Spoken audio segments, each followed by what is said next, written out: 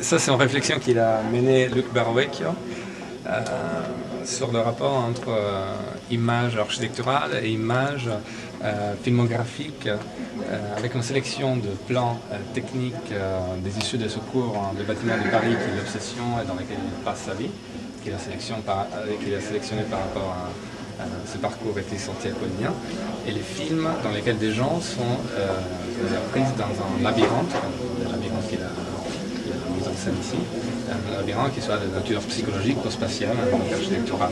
Donc il fait ce jeu de relance entre l'architecture et la filmographie, et il met en scène cette labyrinthe que chacun peut après assembler chez soi en achetant une unité de pixels ou plusieurs unités selon votre envie.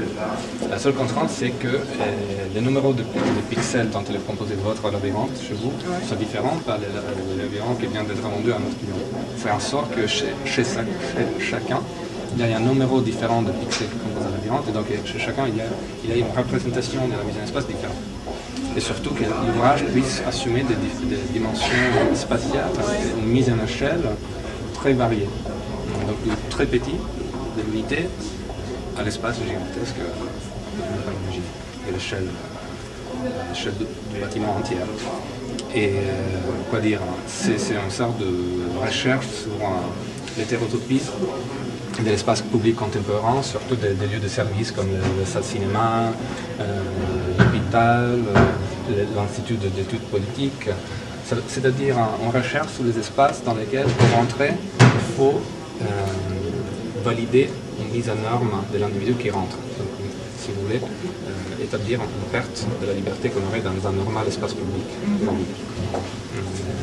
Et si vous voulez, l'extrémisation de cette statut d'usageur, on peut la retrouver dans les images, c'est évidemment un jeu ironique, mais dans les images des films, de la filmographie horror plutôt que thriller. Et voilà. Donc, l'intérêt, c'est que chez chacun, chez vos amis, vous pourrez reconstituer l'unité d'un parcours ou d'un labyrinthe. Ça dépend par... Voilà. Et finalement, il y a un décalage quand même entre la représentation graphique abstraite d'un plan d'issue de secours et l'architecture qu'on expérimente et qu'on vit. Et nous, en tant qu'usagers, on n'est ni dans l'image filmographique, dans le regard proche, parce qu'on ne se regarde jamais nous-mêmes, et ni dans le plan, qui est un plan abstrait et qui ne va pas de l'expérience de l'espace. Donc ce qui m'intéresse personnellement comme acheteur, c'est ce décalage entre l'ouvrage qui a lieu dans l'espace que je vis et l'ouvrage qui parle d'espace. Je trouve ça très circulaire comme discours, et je trouve que c'est un peu la démarche intellectuelle de Berwecchio, c'est-à-dire des ouvrages qui ferment en boucle à chaque fois.